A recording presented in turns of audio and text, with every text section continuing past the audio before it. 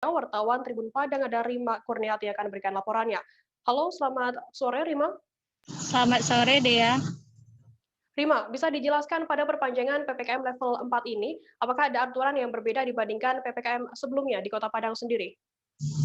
Baiklah, memang Kota Padang memperpanjang aturan PPKM level 4 hingga 2 Agustus 2021 nanti. Salah satu aturan yang berbeda ini bahwa Kota Padang tidak lagi melakukan penyekatan kendaraan di perbatasan Kota Padang.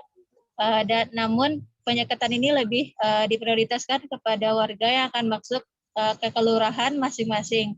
Jadi yang semulanya di pintu masuk Kota Padang dilakukan penyekatan kendaraan, sekarang tidak ada, namun dialihkan ke Satgas Kelurahan, Satgas Kongsi COVID di setiap kelurahan.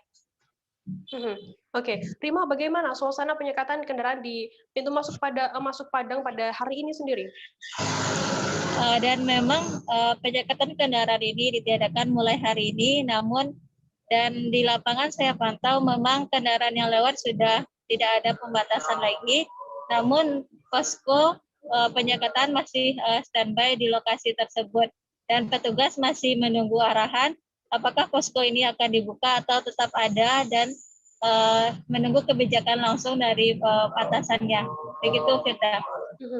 Oke, Rima, tadi saya mendapatkan informasi bahwa ada penyekatan di pintu masuk dialihkan ke kelurahan. Apa saja ketentuannya bagi pendatang tersebut?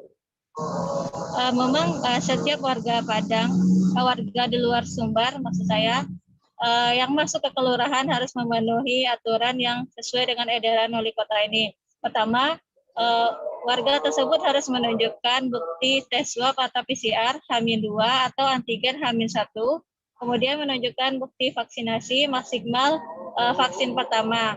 Namun apabila warga tersebut belum melakukan vaksin, maka kelurahan akan meminta warga tersebut untuk melaksanakan vaksin yang sudah tersedia di setiap puskesmas di Kota Padang.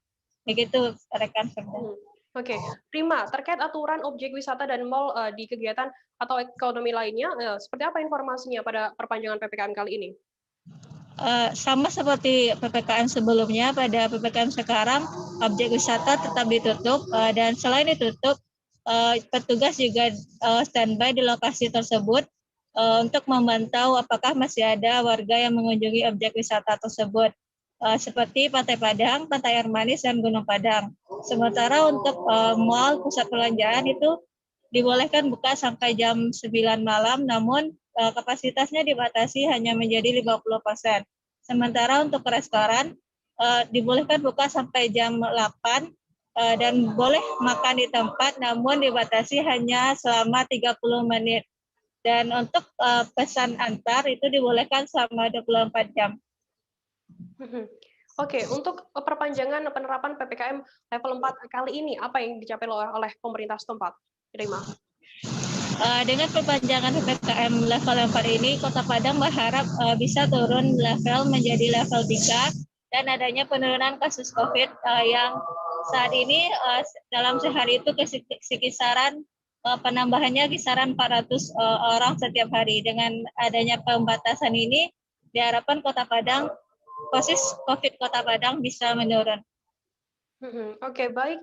Terima kasih jurnalis wartawan kami, Tribun Padang, Rima Kurniati atas laporan Anda. Selamat bertugas kembali. Kita beralih ke Bogor, Saudara. Satgas COVID-19 Kota Bogor kembali menerapkan aturan ganjil genap pada masa perpanjangan PPKM level 4 Kota Bogor Senin 26 Juli hari ini.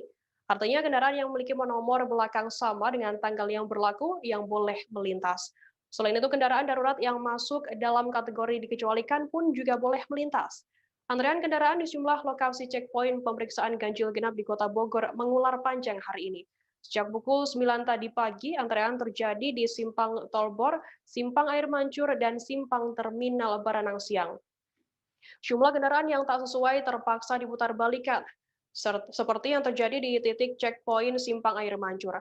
Kendaraan yang melintas dari wilayah Bogor Utara, Tanah Seral, dan Bogor Barat yang akan masuk ke pusat kota diputar balik. Sementara itu, pantauan di lokasi sejumlah pengendara banyak yang beralasan. Namun mereka yang tidak masuk ke dalam kategori darurat dan melanggar ganjil genap tetap diputar balik.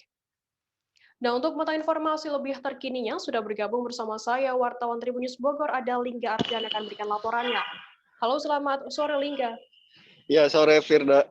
Lingga, bisa dijelaskan bagaimana situasi penerapan ganjil genap di Kota Bogor pada hari ini? Ya, Firda dan rekan-rekan Tribun News Bogor. Saat ini tadi baru saja dilakukan penyekatan ganjil genap di Kota Bogor. Penyekatan tersebut merupakan penyekatan ganjil genap pertama di hari kerja. Karena sebelumnya Satgas COVID-19 Kota Bogor menerapkan aturan ganjil genap tersebut pada hari akhir pekan. Namun pada perpanjangan PPKM ini Satgas Covid Kota Bogor memberlakukan aturan ganjil genap ini di hari kerja. Tadi terlihat antrian panjang di sejumlah titik penyekatan, di antaranya di Jalan Ahmad Yani, kemudian ada juga di Simpang Tolbor, dan ada juga di Terminal Baranang Siang. Seperti itu, Firda. Lingga, apakah ada perbedaan ganjil genap di hari kerja dengan ganjil genap di akhir pekan yang diberlakukan di Kota Bogor sendiri? Ya, Firda, secara umum aturan tersebut tidak ada perbedaan, karena aturan yang sama adalah ketika hari ini merupakan tanggal genap, maka kendaraan yang boleh melintas hanyalah kendaraan yang memiliki nomor belakang genap. Selain itu juga ada beberapa kendaraan yang dikecualikan, mereka yang urgensi membutuhkan kedaruratan yang bisa melintas, seperti itu. Untuk kriteria kendaraan yang bisa melintas seperti apa informasinya, Lingga? Ya, Firda, ada beberapa kendaraan yang dikecualikan, yang ini kendaraan dinas TNI Polri, kemudian kendaraan pengangkut sembako, kemudian angkutan umum, ojek online, dan ada beberapa kendaraan lainnya yang darurat seperti warga yang ingin melaksanakan vaksinasi, keluarga yang ingin mengisi oksigen, seperti itu masih diperbolehkan melintas. Namun di luar itu pengendara harus diputar balik jika tidak sesuai dengan aturan ganjil genap. Untuk tanggapan masyarakat sendiri terkait kebijakan baru ini seperti apa? Ya, Firda, karena ini merupakan aturan pertama kali yang diterapkan oleh Satgas COVID-19 Kota Bogor, ini pelaksanaan ganjil genap di hari kerja. Banyak pengendara yang tidak mengetahui aturan tersebut dan mereka memprotes ataupun beralasan karena tidak bisa melintas, seperti itu. Mereka mengaku hanya mengetahui kebijakan ganjil genap di Kota Bogor berlaku pada hari akhir pekan saja, namun faktanya hari ini dilakukan ganjil genap pertama di hari kerja di Kota Bogor, seperti itu. Untuk pemberlakuan pada hari ini sendiri, seperti apa informasinya? Apakah ada kendaraan yang diputar balikan atau seperti apa?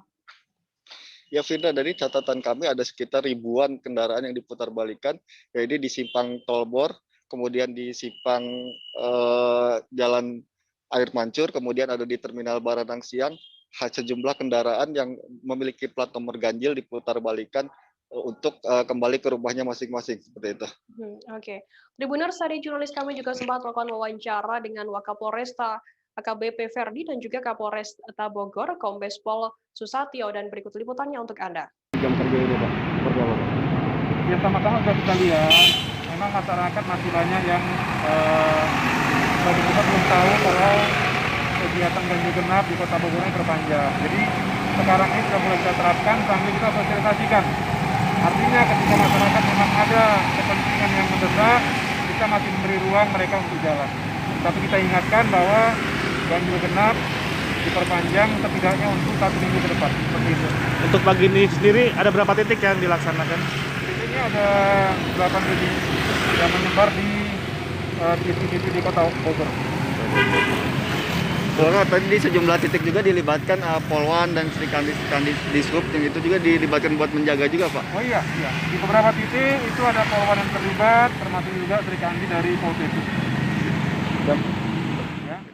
Pada pukul 11.00 memang terpantau daerah kota itu cukup lenggang, yang biasanya pada pukul 11 ini sangat padat masyarakat untuk masyarakat bekerja. Dari 10 titik pantauan memang yang cukup panjang itu adalah titik checkpoint kita di Simpang Bor.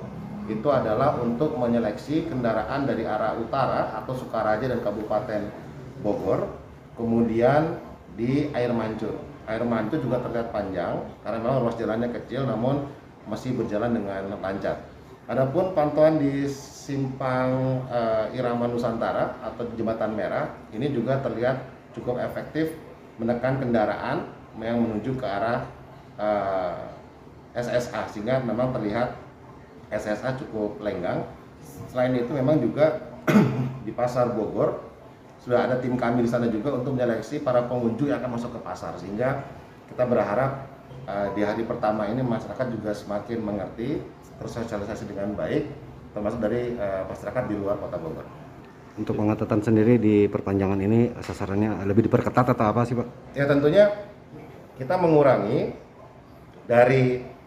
mobilitas, dari konsep melarang menjadi mengatur. Yang kendaraannya hari ini genap, silakan mengatur untuk tidak keluar 1 hari saja, karena besok bisa keluar untuk berbelanja kebutuhan. Sehingga kita atur betul masyarakat sesuai dengan kendaraannya, jadi setengah mobilitas itu bisa berkurang. Sejauh ini ada kendala dari warga atau menolak seperti apa? Sejauh ini cukup baik, warga juga sudah mengerti, dan antrian memang tidak sepanjang pada saat kami melaksanakan esensial, non-esensial, dan kritikal seperti pada saat PPKM darurat kemarin. Di satu lagi. Dan izin. Kita beralih ke Yogyakarta, Saudara. Presiden Joko Widodo resmi menambah masa pemberlakuan pembatasan kegiatan masyarakat atau PPKM level 4 hingga 2 Agustus 2021 nanti. Dari beberapa poin kebijakan yang dibacakan Presiden terkait aturan PPKM level 4 itu, pemerintah daerah memiliki wewenang untuk mengatur pelaksanaan perpanjangan PPKM level 4 tersebut sesuai kondisi masing-masing daerah. Merespon hal tersebut, Koordinator Bidang Penegakan Hukum Satgas COVID-19 Daerah Istimewa Yogyakarta, Novia Rahmat mengatakan, pengawasan dan penertiban protokol kesehatan di tempat makan. Secara rutin, mereka akan melakukan razia selama 3 kali dalam sehari, sejak pagi, siang, dan juga malam. Terlebih lagi dalam perpanjangan PPKM level 4 kali ini, pemerintah memperbolehkan pemilik warung makan, pedagang kaki lima, lapak jajanan, dan sejenisnya yang memiliki tempat usaha di ruang terbuka diizinkan buka dengan protokol kesehatan yang ketat hingga pukul 8 malam waktu setempat. Akan tetapi maksimal waktu makan bagi para pembeli dibatasi hanya 20 menit saja. Nah, untuk mengetahui informasi lebih detailnya sudah bergabung bersama saya wartawan Tribun Jogja ada Miftahul Huda yang akan memberikan laporannya. Halo, selamat sore Miftahul. Selamat sore rekan Firda. Miftahul, bisa dijelaskan bagaimana aktivitas rumah makan, kemudian kafe dan juga restoran di Yogyakarta sendiri pada hari ini setelah adanya pelonggaran atau aturan baru ini? Baik, rekan Firda, untuk saat ini beberapa pedagang kaki lima, pengusaha kuliner, dan juga kafe-kafe di kota Yogyakarta dan sekitarnya itu sudah mulai mempersiapkan diri. Mereka membersihkan tempat usaha dan juga ruang untuk lapaknya setelah 3 pekan ini libur selama PPKM, dan sekarang sudah mulai bersiap untuk buka kembali, Firda. Untuk respon pedagang sendiri setelah mendapat kabar adanya kelonggaran aktivitas di tempat makan, seperti apa informasinya? Baik, beberapa pedagang beragam ya, ada yang setuju dengan pemberlakuan seperti itu, ada pula yang mereka menolak karena dengan alasan waktu makan 20 menit dari ketentuan yang diberlakukan oleh pemerintah itu cukup memberatkan, karena mereka menganggap proses masak mereka memakan waktu yang cukup lama.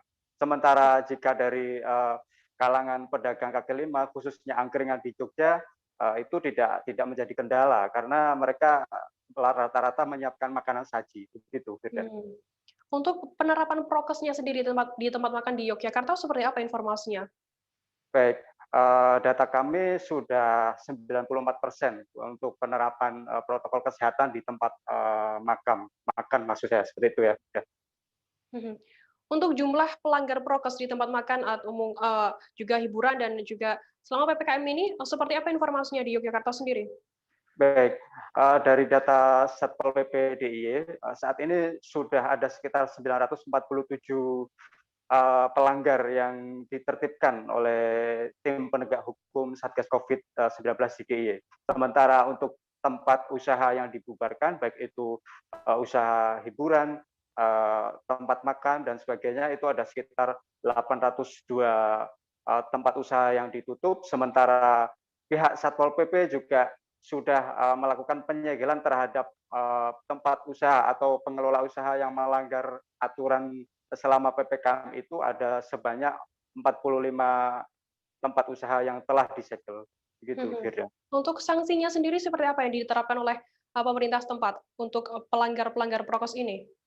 Baik, bagi masyarakat umum, rata-rata mereka yang melanggar DIY, khususnya dari Satgas Covid ini memberlakukan sanksi sosial seperti menyapu di tempat-tempat fasilitas umum, dan ada pula yang diberikan sanksi untuk menyanyikan lagu kebangsaan seperti itu.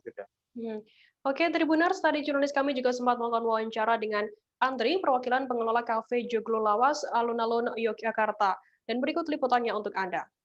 Mas Andri ini kan pemerintah melonggarkan kebijakan PPKM level 4 ini ya Mas ya. Kafe dan juga warung-warung sudah mulai beroperasi. Bagaimana tanggapan Mas Andri terkait hal ini? Masih ini sih Mas, masih kurang apa ya, kebijakannya soalnya jam 8 kan harus tutup. Jam 8 harus tutup ya? Selebihnya nanti sudah ada operasi lagi, jadi mungkin masyarakatnya mungkin masih pada takut mau keluar. Jadi ini masih sepi banget, belum ada pengunjung. Ya. Mas Andri, ini terkait salah satu poinnya itu kan menginstruksikan kalau batas makan itu hanya 20 menit. Itu menurut Mas Andri bagaimana? Sebenarnya sih kalau soalnya sini kan sistemnya kan masaknya kan kayak dadak itu Mas. Jadi masak dulu segini. Kalau cuma minum sama makan snack mungkin masih nyampe, cuman kalau untuk makanan-makanan berat mungkin masih kurang waktunya. Maksimal berapa lama Mas kalau untuk order di sini untuk proses masak dan sebagainya? Paling sekitar 10 menit. Kalau minuman sama snack mungkin ya sekitar 10 menit kurang lah. Tapi kalau makanan berat biasanya bisa sampai satu makanan biasanya kan 5 menit masaknya. Nah, harapan dari Mas Andri sendiri bagaimana Mas terkait kondisi seperti saat ini? Kalau bisa ya kayak dulu lagi Mas, dilonggarkan sampai tutup jam 11 atau jam setengah 11 itu udah mendingan sih. Mas, ini kan Satpol PP memberlakukan jika ada yang nongkrong lebih dari 3 orang akan dibubarkan, itu bagaimana Mas? Ya, kemarin juga sempat begitu sih, sempat ada operasi dari Satpol PP juga sih. Cuma kalau yang penting kan kita jaga ini Mas, jaga protokol kan, pakai masker atau nggak saling berdekatan kalau duduknya kan, harusnya gitu. Tribuners, kita akan jeda sejenak, tetap di live update. Oke, apa kabar Bang Aris di sini untuk strateginya? Kalau saya sendiri di Gumik 37 ini yang semalam baru mulai, saya udah pasti. Sebenarnya aku nggak ngerasa itu penangkapan atau penggerebegan atau apapun itu, karena gini loh, posisinya aku kriteria. Jadi kita mengenal disebut dengan stroke yang tidak berdarah dengan stroke yang berdarah. Stroke yang tidak berdarah itu biasanya ditandai dengan adanya penyumbatan. Kalau itu terjadi di sini mungkin pikirnya tidak ke situ kali ya, tapi kalau di Korea atau di Kamboja itu ada beberapa paper yang saya itu Mas, dulunya tukang koran. Oh gitu ya. Tukang koran. Ya, saya baca itu Pak. Tuh kan pernah baca kan? Jadi kalau saya jadi pangdam itu udah bersyukur banget. Si anak ini dijadikan sebagai tersangka begitu. Ya, kalau ini kita bicara yang di luar kasus Sebongombo ya. Dengan nama hujan shower, di mana terdapat batas jelas antara daerah hujan dan tidak hujan yang biasanya terjadi pada fase awal mature stage atau tahap berbahaya dewasa. itu Kang. Jadi mulai artinya terjadinya perlembekan. Nah itu untuk penetrasi akan sulit. Gitu ya. Dok, saya ini menurut saya memang tidak mudah, bukan urusan tanah diambil. Kalau misalnya Amerika Serikat sekarang, Rasulullah mengatakan dalam sebuah hadis bahwa berpuasa di 6 hari Syawal itu. Oke, apa kabar Bang Aris di sini untuk strateginya? Kalau saya sendiri di Gumik 37 ini yang semalam baru mulai, saya udah pasti. Sebenarnya aku nggak ngerasa itu penangkapan atau penggerebegan atau apapun itu, karena gini loh, posisinya aku kriteria. Jadi kita mengenal disebut dengan stroke yang tidak berdarah dengan stroke yang berdarah. Stroke yang tidak berdarah itu biasanya ditandai dengan adanya penyumbatan. Kalau itu terjadi di sini mungkin pikirnya tidak ke situ kali ya, tapi kalau di Korea atau di Kamboja itu ada beberapa paper yang saya itu Mas, dulunya tukang koran. Oh gitu ya. Tukang koran. Ya, saya baca itu, Pak. Tuh kan, pernah baca kan? Ya. Jadi kalau saya jadi Pangdam itu udah bersyukur banget. Si anak ini dijadikan sebagai tersangka begitu. Ya, kalau ini kita bicara yang di luar kasus Sibolombo ya. Dengan nama hujan shower, di mana terdapat batas jelas antara daerah hujan dan tidak hujan yang biasanya terjadi pada fase awal mature stage atau tahap Berbahaya dewasa. tuh Kang. Jadi mulai artinya terjadinya perlembekan. Nah itu untuk penetrasi akan sulit. Gitu ya. Dok, saya ini menurut saya memang tidak mudah, bukan urusan tanah diambil. Kalau misalnya Amerika Serikat sekarang, Rasulullah mengatakan dalam sebuah hadis bahwa berpuasa di 6 hari Syawal itu. Oke, apa kabar Bang Arif di sini untuk strateginya? Kalau saya sendiri di Jumit 37 ini yang semalam baru mulai, saya udah pasti. Sebenarnya aku nggak ngerasa itu penangkapan atau penggerebegan atau apapun itu. Karena gini loh, posisinya aku kriteria. Jadi kita mengenal disebut dengan stroke yang tidak berdarah dengan stroke yang berdarah. Stroke yang tidak berdarah itu biasanya ditandai dengan adanya penyumbatan. Kalau itu terjadi di sini mungkin pikirnya tidak ke situ kali ya, tapi kalau di Korea atau di Kamboja itu ada beberapa paper yang Saya itu Mas, ya, dulunya tukang koran. oh gitu ya. Tukang koran. Ya, saya baca itu, Pak. Tuh kan, pernah baca kan? Ya. Jadi kalau saya jadi Pangdam itu udah bersyukur banget. Si anak ini dijadikan sebagai tersangka begitu. Terima kasih Anda masih bersama kami di Live Update. Kita beralih ke Bandung, Saudara. Pedagang pakaian di ITC Kebun Kelapa, Bandung kembali berjualan di masa PPKM level 4 pada Senin 26 Juli hari ini. Setelah tutup kurang lebih selama 3 minggu, Aliansi Pedagang Kota Bandung mengatakan sikap pedagang yang akan mulai beroperasi dengan prokes 5M ini. Koordinator Aliansi Pedagang Kota Bandung, Ali, mengatakan kembalinya para pedagang ini adalah hasil dari pertemuan pada Sabtu 24 Juli lalu. Pertemuan ini pun dihadiri oleh perwakilan pedagang Pasar Baru, ITC, Jaya Plaza, Andir, Kosambi, Baltos, dan juga Pasar Banjai.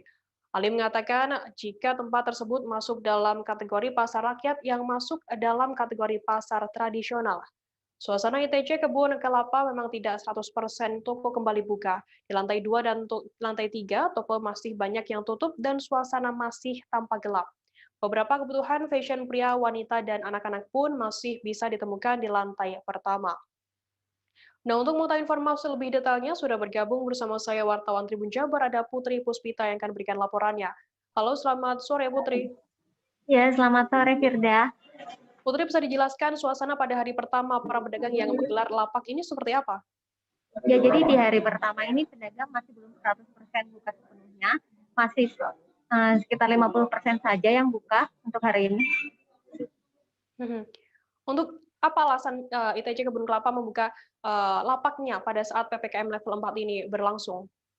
Ya, jadi menurut Aliansi Pedagang Kota Bandung, mereka menyebutkan jika ITC Kebun Kelapa ini masuk dalam kategori pasar rakyat, di mana di dalam pasar rakyat itu tidak seperti mall, tidak ada tempat hiburannya, tidak ada tempat karaoke atau tempat nongkrong, nggak ada bioskop, jadi mereka menyamakan seperti pasar tradisional yang boleh buka di saat PPKM level 4 ini. Putri, terkait dampaknya sendiri yang dirasakan oleh pedagang seperti apa selama tutup selama 3 minggu kemarin?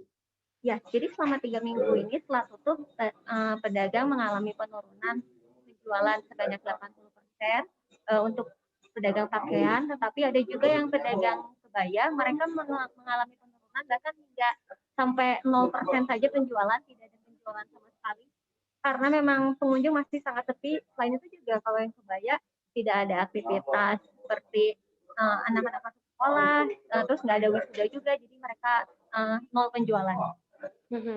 Solusi apa yang dilakukan para pedagang ITC selama mereka menutup tokonya? Mereka mencoba menjual secara online, tapi juga belum efektif ya penjualannya. Karena kebanyakan setelah yang membeli online itu kebanyakan masih transaksi aja, masih kayak tawar-menawar, taunya nggak jadi. Jadi mereka masih mengandalkan mendingan tokonya buka aja dan bisa langsung datang ke toko untuk melihat kualitas pakaian yang mereka jual. Oke. Apa yang dilakukan pemilik toko jika toko harus ditutup nantinya? Ya, jadi sebenarnya pemilik toko juga masih nggak apa-apa kalau misalnya tokonya tutup, karena memang sebenarnya selama dari awal PPKM penjualan memang turun drastis. Jadi setiap pedagang di sana memang saat ini hanya bisa berharap perekonomian bisa mulai bangkit lagi dan banyak orang yang bisa berbelanja karena memang perekonomian sekarang memang sedang sulit juga. Jadi mereka tidak bisa juga menuntut untuk tetap dibuka karena memang belum ada pembeli yang mau membeli pakaian. Oke, baik. Tribuners, tadi Julais kami juga sempat melakukan wawancara dengan Yuki, pedagang ITC Kebun Kelapa Badung, dan berikut liputannya untuk Anda. Udah berapa lama berarti tes ditutupnya? Udah dari semenjak itu ya. Pas PPKM, yang PPKM awal banget ya, yang belum darurat ya? Udah 2 mingguan berarti? Kalau dari Teteh ini sebagai pedagang, 3 mingguan ya? Dampaknya gimana sih Teh setelah selama 3 minggu itu nggak bisa jualan gitu? Ya nggak ada sebagai pekerja mah ya nggak ada masukan. Berarti benar-benar nol ya? Apalagi pas kemarin Idul Adha berarti nggak ada yang belanja sama sekali. Tutup total. Tapi akhirnya boleh buka hari ini tuh memang dari si kepala ITC-nya udah ngasih kabar boleh buka hari ini. Kan kata beritanya juga ada sebagian katanya boleh buka tapi kapasitas 25%. Oh iya. Berarti ini buka dari jam berapa Teh? Jam 10. Dari jam 10? Kalau biasanya mah jam 8:30. Oke. Kita beralih ke berita selanjutnya, Saudara. Kasus positif COVID-19 di Kabupaten 4 Lawang pada Juli ini mengalami lonjakan yang cukup drastis. Apabila sebelumnya pada awal bulan Juli tercatat ada 126 kasus sejak awal pandemi, terhitung sejak Senin 26 Juli ada 197 kasus atau bertambah sebanyak 71 kasus. Juru bicara COVID-19 Kabupaten 4 Lawang Arga Sena Setiawan mengatakan, di bulan Juli ada lonjakan yang signifikan untuk kasus COVID-19. Arga mengatakan ada 100 kasus pada minggu ketiga bulan Juli ini. Dengan naiknya jumlah konfirmasi COVID-19 di 4 Lawang, Arga mengimbau agar gugus tugas Kabupaten 4 Lawang bekerja lebih giat lagi untuk mengupayakan pencegahan dan penularan COVID-19. Kemudian mengenai obat-obatan, pihak pemerintah akan mengupayakan pendistribusian secara maksimal. Nah, untuk mengetahui informasi lebih terkininya, sudah bergabung bersama saya wartawan Tribun Sum Selada Sahri Ramadan dan berikan laporannya. Halo, selamat sore, Sari. Halo, Sari. Sore. Oke, Sari bisa diceritakan sedikit mungkin kondisi terkini terkait lonjakan kasus COVID-19 di Kabupaten 4 Lawang di sana? Baiklah pemirsa Tribuners dan juga Firda. Memang pemirsa untuk bulan ini ada peningkatan jumlah kasus konfirmasi positif COVID-19 di Kabupaten 4 Lawang itu cukup masif ya bisa dikatakan. Jika memang sebelumnya pada bulan-bulan dari bulan 2 Desember hingga Juni itu rata-rata per bulannya 20 sampai 30 kasus paling banyak, sedangkan bulan ini itu berdasarkan hasil wawancara saya tadi itu bisa sampai 100 orang bulan ini dalam waktu kurang dari 20 hari. Begitu, Firda. Untuk bagaimana informasi tentang ketersediaan vaskes di Kabupaten 4 Lawang sendiri untuk pasien COVID-19? Oke. Untuk vaskes sendiri sejauh ini karena memang selama ini tidak terlalu banyak, ini istilahnya karena belum sampai membludak seperti ini, yang digunakan itu hanya Rumah Sakit Umum Daerah Tebing Tinggi atau satu-satunya RSUD di 4 Lawang. Nah, sedangkan tadi menurut Jubir COVID-19 di 4 Lawang, Jubir Satgas, jika memang dimulai dengan hari ini ataupun ke depannya naik lagi, lebih banyak lagi, itu semua puskesmas yang ada di Kabupaten 4 Lawang akan digunakan sebagai tempat perawatan ataupun isolasi mandiri. Termasuk juga satu lagi rumah sakit yang ada di Kabupaten 4 Lawang, yakni Rumah Sakit Pratama Pendopo. Begitu, Firda. Untuk saat ini sendiri, pasien-pasien yang bergejala seperti itu dirawat di mana lokasinya? Nah, untuk saat ini, kalau yang bergejala ringan itu memang direkomendasikan untuk menjalani isolasi mandiri di rumah masing-masing. Sedangkan untuk yang gejala berat itu sejauh ini banyak dirawat di rumah sakit yang ada di luar Empatawang ataupun RSUD Empatawang. Begitu, Firda. Oke. Untuk di Kabupaten Empatawang sendiri apakah juga ada pemberlakuan PPKM di sana? Seperti apa pelaksanaannya? Nah, begini, untuk pembatasan kegiatan masyarakat sendiri sebenarnya yang secara total itu mulai diberlakukan tanggal 27 atau besok. Sedangkan untuk ini sebelum tanggal 27 hari ini terakhir itu masyarakat masih boleh menggelar kegiatan ramai lah, akan tetapi itu dibatasi sampai dengan jam 1 misalkan pada kegiatan hajatan ataupun acara yang sering menimbulkan keramaian begitu. Begitu, Firda. Oke, baik. Tribuners, tadi jurnalis kami juga sempat melakukan wawancara dengan Dr. Arga Senastiawan, juru bicara Satgas COVID-19 Kabupaten Empatawang, dan berikut liputannya untuk Anda. Khususnya untuk di bulan Juli, kita lihat secara data statistik peningkatannya sangat masif.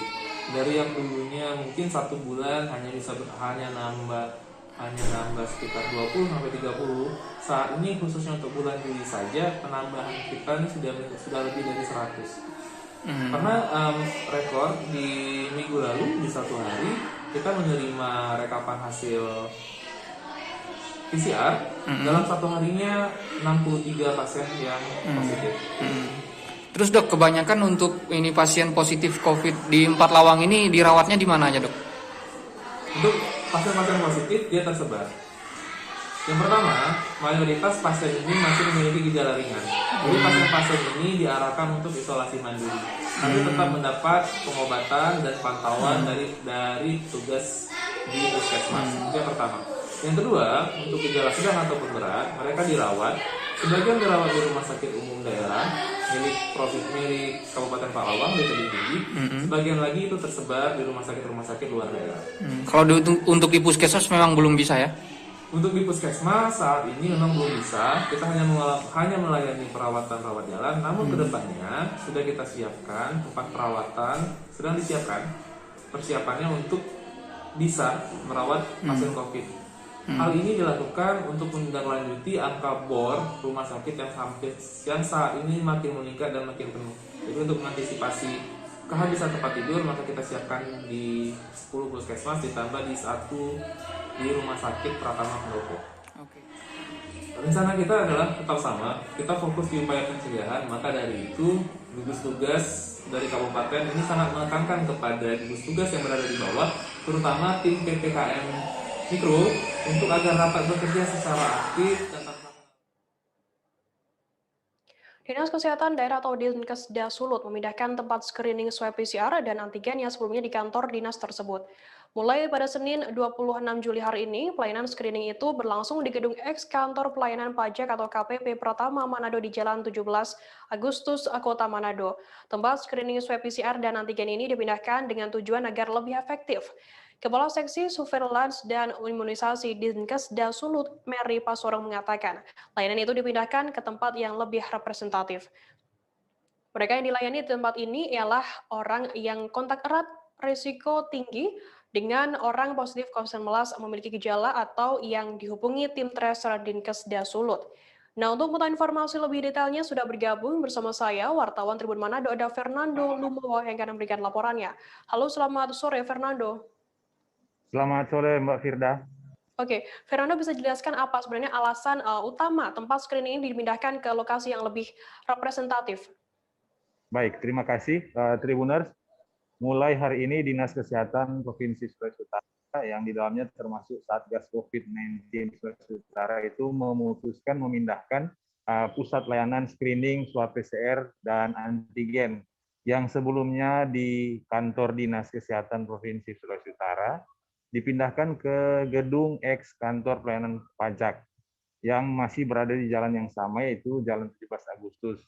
Mengapa pusat layanan ini dipindahkan? Karena memang kalau kita melihat fakta di lapangan ketika layanan itu berada di kantor dinas, kondisinya memang kurang representatif karena hanya berada di area halaman depan, lebih tepatnya berada di sisi jalan di depan kantor Dinas Kesehatan, yang di sana hanya dibangun tenda darurat untuk melayani screening. Nah, di tempat yang baru sesuai dengan pantauan kami tadi siang, di lokasi tersebut lebih representatif, dibangun tempat tenda untuk peserta swab PCR maupun antigen yang lebih luas, artinya bisa memberikan pelayanan yang lebih baik. Demikian, Mbak Firda. Oke. Untuk situasi saat hari pertama dipindahkan di lokasi yang baru, seperti apa situasinya?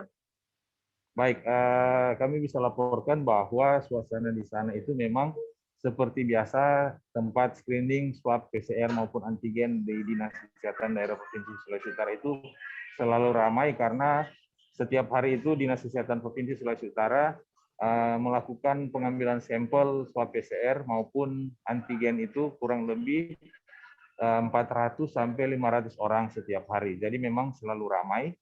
Itu yang memang sesuai dengan data 400 sampai 500, tetapi bisa saja tidak semua datang, tetapi ada juga warga yang datang secara mandiri karena dia merasa bergejala.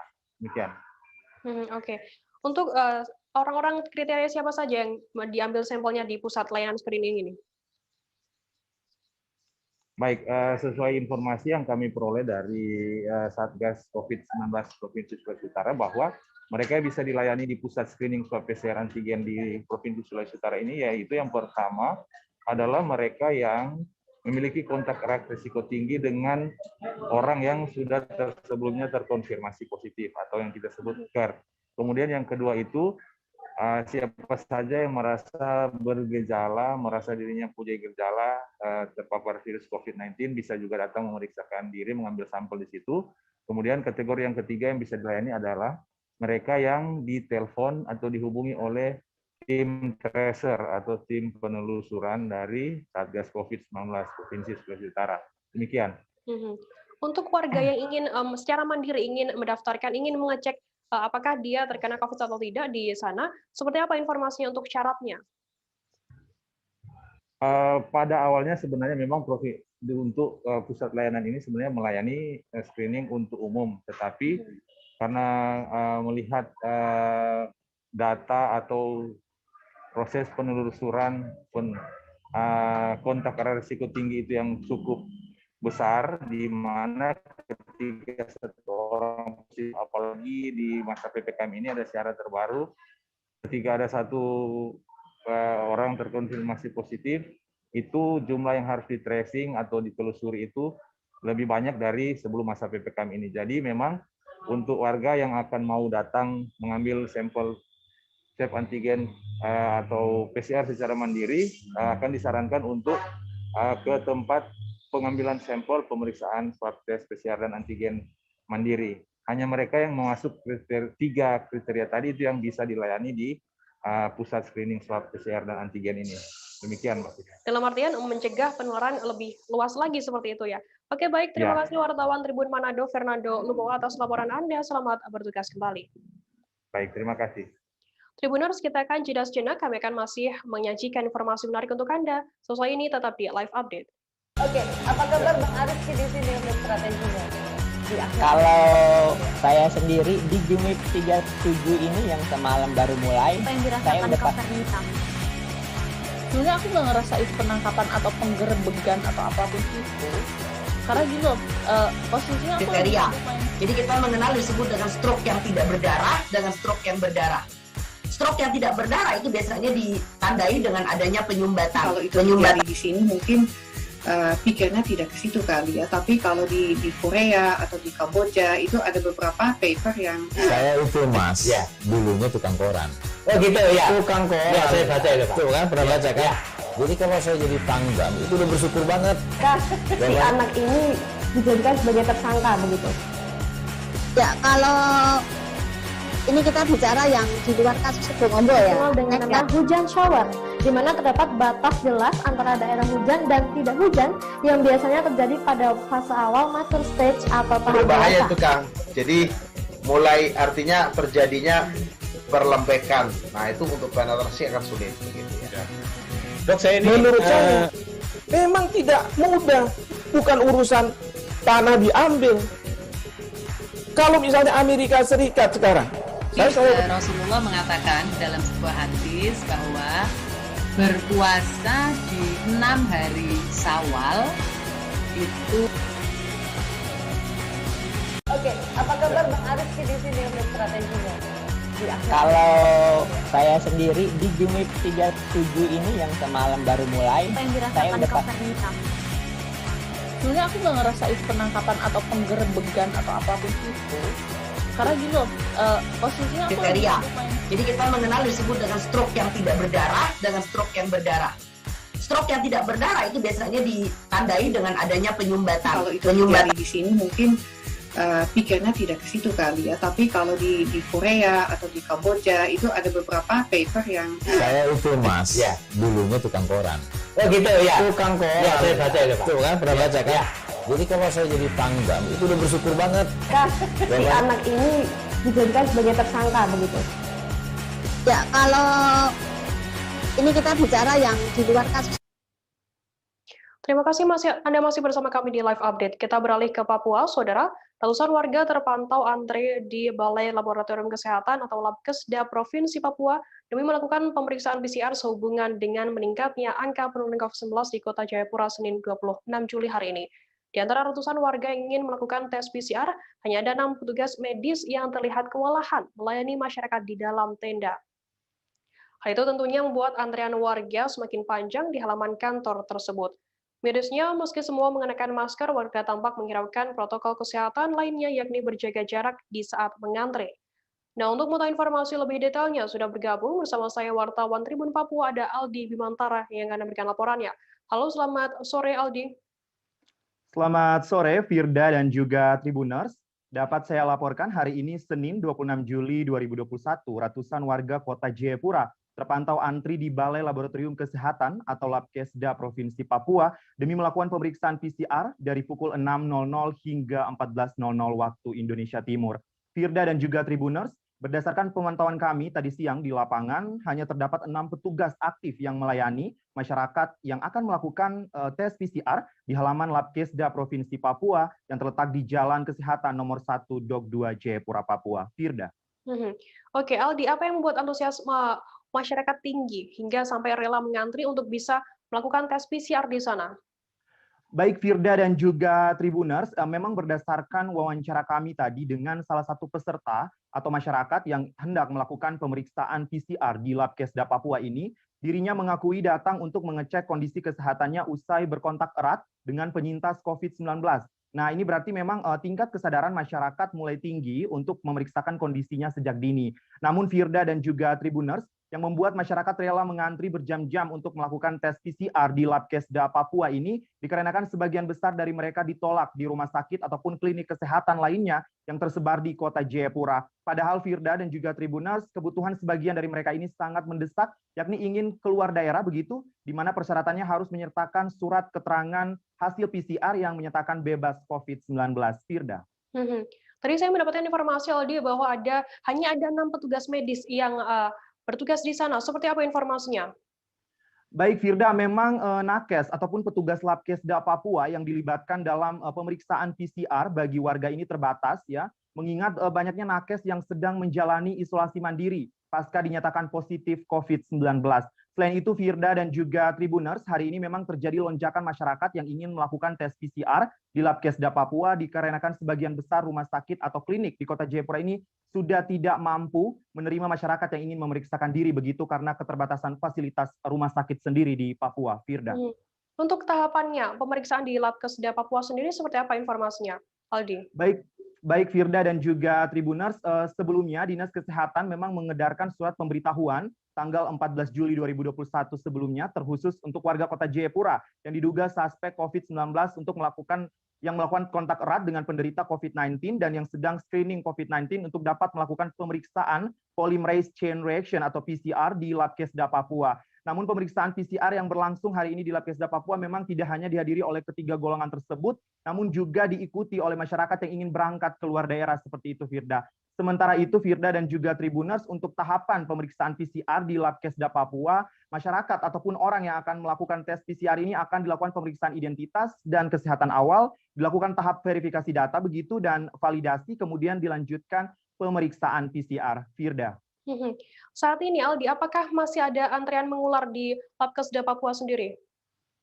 Baik Firda, memang hingga pukul 16.00 waktu Indonesia Timur tadi berdasarkan pemantauan kami terakhir di lapangan, yakni di Labkesda Provinsi Papua di Jalan Swasiu Dok 2 Jayapura begitu Firda, memang terpantau sudah tidak terjadi penumpukan yang berarti dari pukul 9.00 waktu Indonesia Timur sehingga pukul 14.00 waktu Indonesia Timur tadi siang. Seperti itu Firda.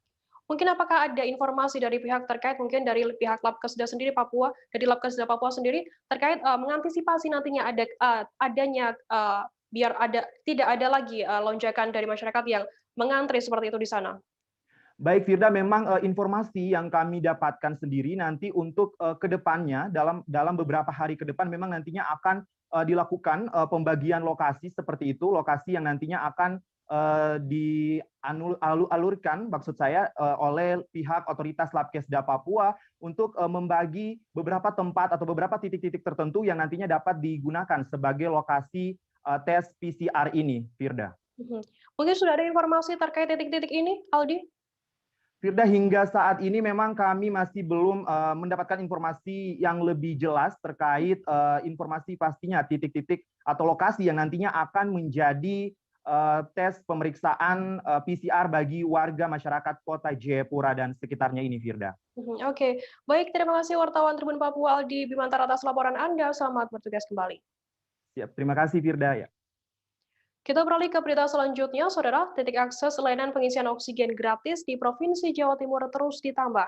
Setelah dibuka di Surabaya, Sidoarjo, dan Gresik, Jawa Timur, hari ini, Senin 26 Juli, Gubernur Jawa Timur Khofifah Indar Parawansa meresmikan titik layanan pengisian oksigen gratis yang bertempat di kantor Bakorwil Malang, Jalan Simpang Ijen, Kelojen, Kota Malang.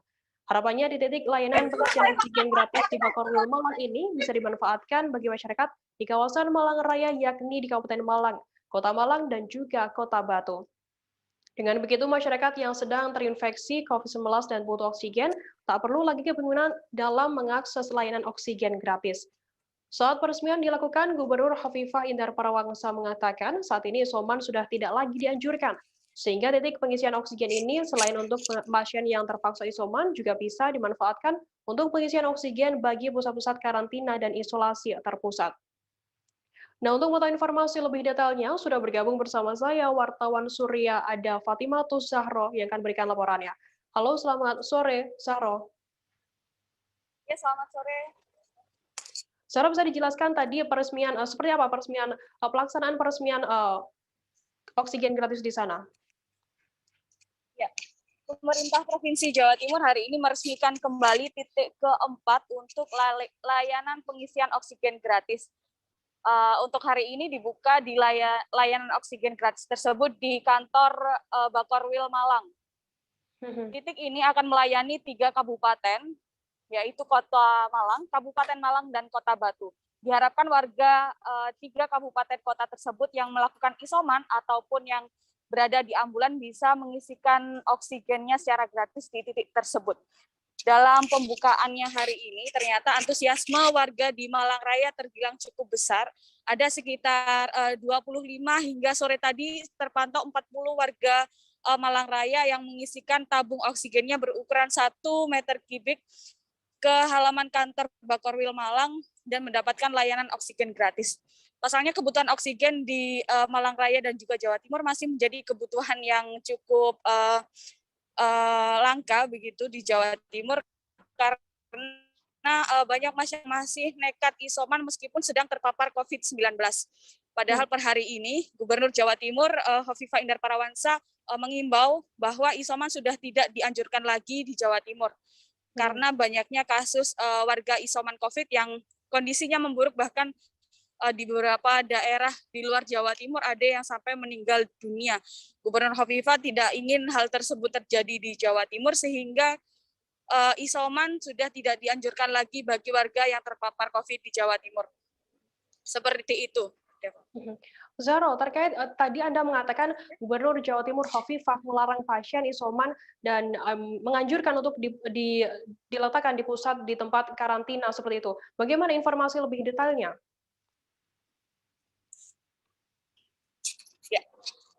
dampak dari PPKM darurat yang diterapkan di Jawa Timur ternyata cukup berpengaruh besar terhadap bed occupancy ratio di Jawa Timur. Bahkan sekarang untuk bed occupancy ratio atau BOR di Jawa Timur untuk berisolasi biasa mengalami penurunan yang cukup drastis. Hal tersebut juga diperlihatkan untuk data BOR di layanan-layanan isolasi terpusat dan juga karantina seperti itu.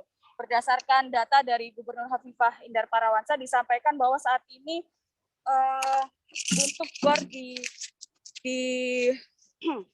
di pusat karantina sudah menurun hingga 54%.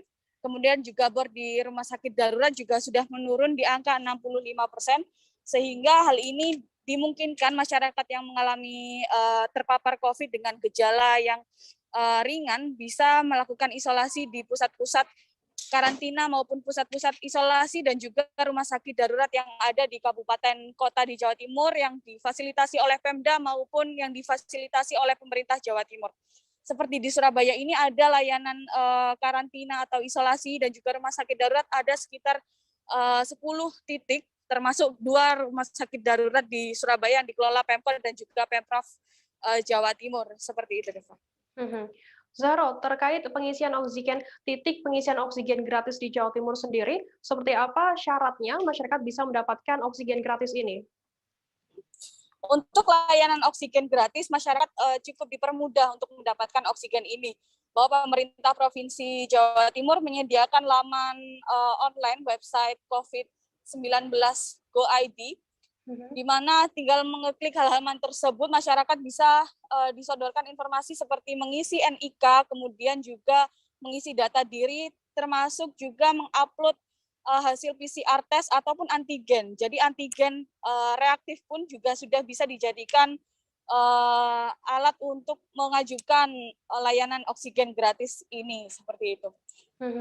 Dan masyarakat termasuk banyak yang memanfaatkan karena banyak ternyata masyarakat yang di rumah tapi membutuhkan oksigen. Jadi masyarakat ini banyak yang sudah memiliki tabung memang. Di awal-awal memang banyak yang mengunjungi pusat layanan tapi tidak membawa tabung gitu.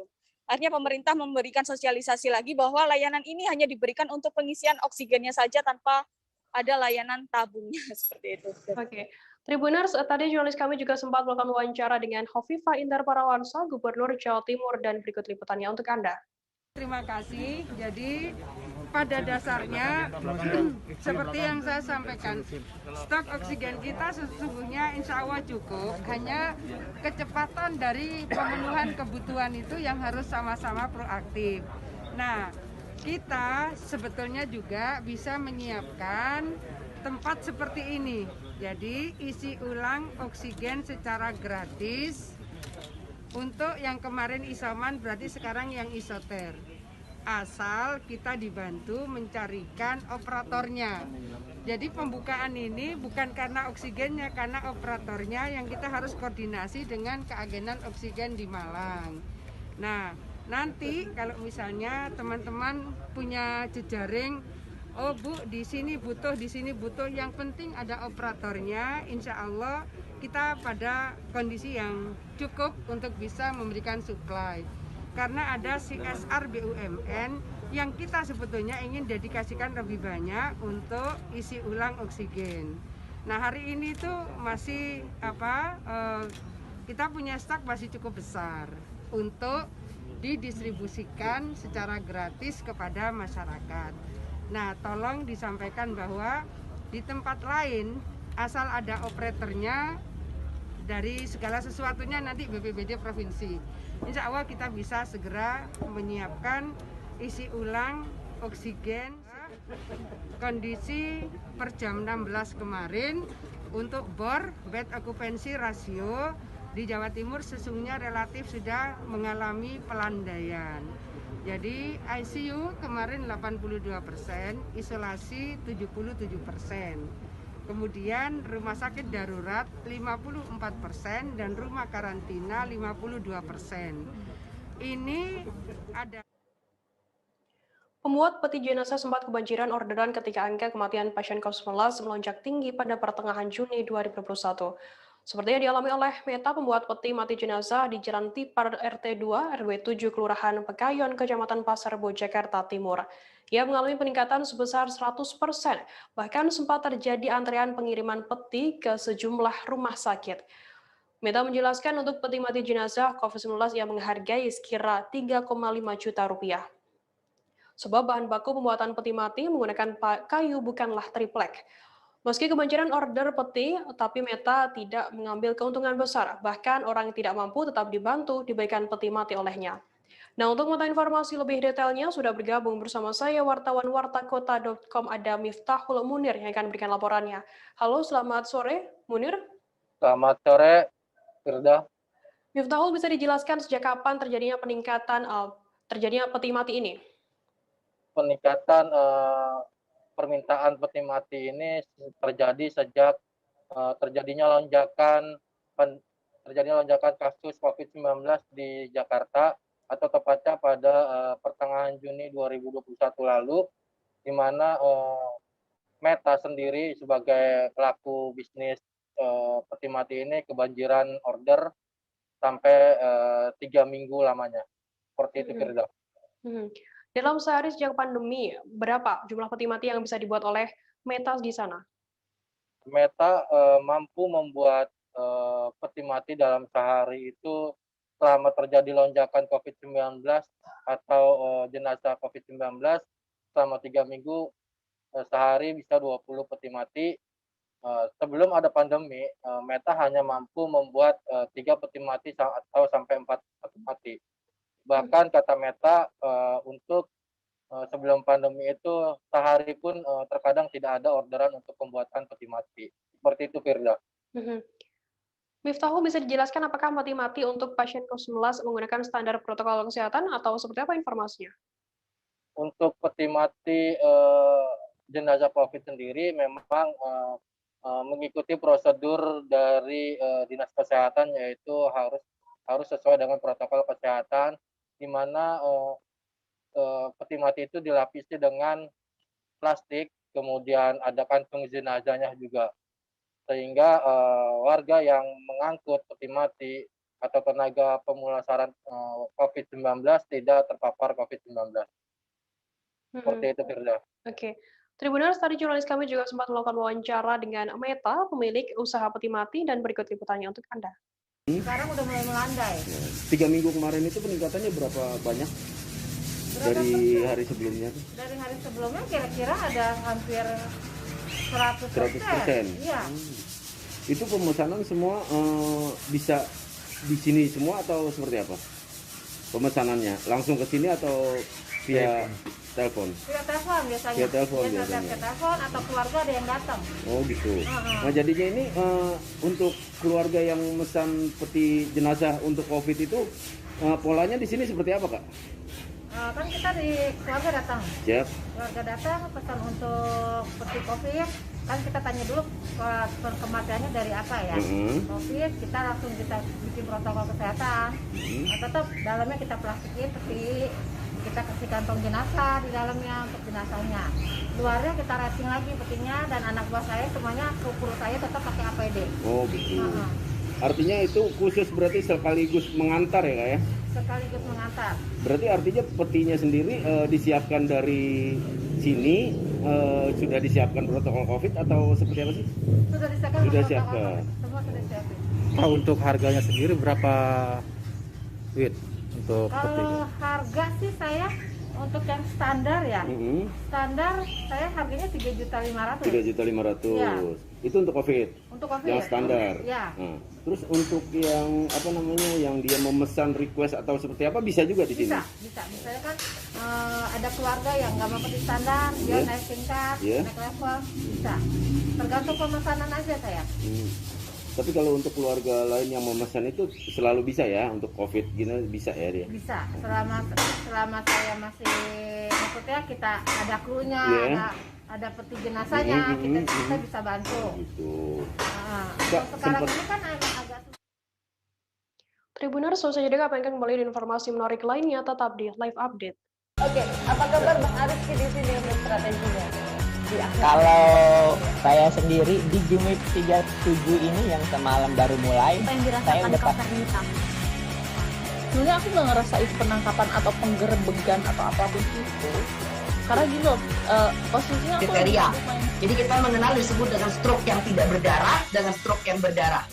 Stroke yang tidak berdarah itu biasanya ditandai dengan adanya penyumbatan. Kalau itu terjadi di sini mungkin pikirnya tidak ke situ kali ya. Tapi kalau di Korea atau di Kamboja itu ada beberapa paper yang Saya itu Mas, dulunya tukang koran. Oh gitu ya. Tukang koran. Ya, saya baca itu Pak. Tuh kan, pernah baca kan? Jadi kalau saya jadi pangdam itu udah bersyukur banget. Si anak ini dijadikan sebagai tersangka begitu. Ya, kalau ini kita bicara yang di luar kasus Sebongombo ya. Dikenal dengan nama hujan shower, di mana terdapat batas jelas antara daerah hujan dan tidak hujan yang biasanya terjadi pada fase awal mature stage atau tahap Berbahaya dewasa. itu Kang. Jadi mulai artinya terjadinya perlembekan. Nah itu untuk penetrasi akan sulit begitu ya. Dok, saya ini menurut saya memang tidak mudah. Bukan urusan tanah diambil. Kalau misalnya Amerika Serikat sekarang, Rasulullah mengatakan dalam sebuah hadis bahwa berpuasa di 6 hari Syawal itu. Terima kasih Anda masih bersama kami di Live Update. Kita beralih ke berita selanjutnya, Saudara. Di Kabupaten Bulukumba, Sulawesi Selatan, pembelajaran tatap muka atau PTM mulai dilaksanakan pada hari ini, Senin 26 Juli 2021. Pembelajaran tatap muka ini dilakukan setelah keluarnya edaran dari Bupati Bulukumba Mukhtar Ali Yusuf. PTM dilakukan untuk daerah yang masuk kategori zona hijau dan zona kuning. Sementara untuk sekolah yang masuk kategori zona merah atau oranye masih belajar dari rumah. Nah, untuk mengetahui informasi lebih detailnya, sudah bergabung bersama saya wartawan Tribun Timur ada Firky Arisandi yang akan berikan laporannya. Halo, selamat sore Firky. Ya, baik, selamat sore. Firky, bisa dijelaskan suasana pembelajaran tatap muka pada hari ini seperti apa di Bulukumba? Ya, baik. Jadi benar sekali. Jadi untuk di Kabupaten Bulukumba hari ini mulai dilakukan pembelajaran tatap muka secara terbatas. Maksudnya, jadi pembelajaran telah dilaksanakan kembali di sekolah seperti sebelum pandemi COVID-19. Namun pada pembelajaran tatap muka kali ini berbeda dengan sebelum pandemi, karena untuk satu kelas yang hanya diisi sebesar 50% dari jumlah total sebelumnya, seperti itu. Dan kemudian di para peserta didik ini diwajibkan untuk mengenakan masker selama berada di dalam kelas. Jadi pembelajaran tatap muka kali ini itu diberlakukan untuk wilayah yang masuk kategori zona hijau dan juga zona kuning. Untuk satu sesi pembelajaran itu selama 3 jam. Untuk zona hijau berlaku selama 3 jam dalam seminggu. Seminggu itu sementara untuk zona kuning hanya 3 kali sepekan untuk proses tatap mukanya. Dan satu sesi sama yaitu 1 jam. Seperti itu. 3 jam, mohon maaf. Firky, bagaimana penerapan prokes dalam pelaksanaan PTM di hari ini? Ya, baik. Jadi selain mewajibkan para peserta didik untuk menggunakan masker selama berada di dalam lingkungan sekolah, pihak sekolah juga telah melakukan upaya penyemprotan disinfektan sehari sebelum pembelajaran tatap muka dimulai. Selain itu, di setiap depan ruang kelas juga disediakan wadah cuci tangan beserta dengan sabunnya, seperti itu. Apakah PTM dengan penerapan prokes ketat ini diberlakukan juga di seluruh sekolah di Kabupaten Bulukumba? Ya, baik. Jadi untuk sekolah yang menerapkan pembelajaran tatap muka secara terbatas ini hanya sekolah yang berada dalam zona hijau dan juga zona kuning. Sementara untuk sekolah yang berada pada zona oranye dan merah, untuk saat ini tetap dilakukan pembelajaran melalui jaringan atau belajar di rumah. Dan ini akan dievaluasi oleh Dinas Pendidikan jika di kemudian hari terjadi perubahan, misalkan sekolah yang sebelumnya berada pada zona merah sudah berubah menjadi zona kuning atau sudah zona hijau, maka pembelajaran tatap muka sudah bisa dilakukan Dan begitu pula sebaliknya jika misalkan sebelumnya berada pada zona kuning atau zona hijau, dan di kemudian hari terjadi perubahan, mungkin di zona oranye atau merah, itu akan belajar rumahkan kembali, seperti itu. Berarti tetap ada pantauan dari pemerintah setempat sendiri ya terkait pemberlakuan PTM di Bulukumba di sana. Oke, baik, Tribuners, tadi jurnalis kami juga sempat melakukan wawancara dengan Wakil Bupati Bulukumba, ada Andi Edi Manaf, dan berikut liputannya untuk Anda. Ini berdasarkan edaran Bupati untuk kembali mengaktifkan kegiatan sekolah. Alhamdulillah semua berjalan dengan baik. Alhamdulillah kita minta kepada semua sekolah untuk tetap melaksanakan protokol kesehatan. Nah, ini juga terus dilakukan evaluasi. Evaluasi ini kita lakukan per minggu untuk melihat perkembangan yang ada. Nah, semua sekolah harus menyiapkan protokol kesehatan. Kesiapannya apa? Masker, termometer, ya, mengawal anak, mengurangi jumlah per ruangan, itu harus dijaga semua dan harus dilaksanakan oleh semua sekolah. Dan alhamdulillah kepala dinas sudah melaksanakan, sekolah SMA 1 juga telah melaksanakan. Insya Allah, dan ini kita lakukan pemetaan juga, mana zona hijau, mana zona merah, dan mana zona orange. Nah, kalau dia dalam posisi zona hijau itu insya Allah kita melakukan, tapi kalau dia zona merah dengan zona orange itu masih ditiadakan. Kuning masih membolehkan. Nah, ini ada beberapa desa, kecamatan, desa yang masih zona merah, dan itu ditiadakan sekolah, khususnya daerah Caila. Itu sampai kapan Pak batas waktu zona merah itu dan zona? Kita lihat terus update data, kita lihat perkembangannya. Karena di sekolah ini pun harus terus dijaga anak-anak kita, ya, terutama dalam berinteraksi. Karena COVID-19 ini masih mengkhawatirkan buat kita. Dan alhamdulillah Bulukumba tidak melaksanakan PPKM. Untuk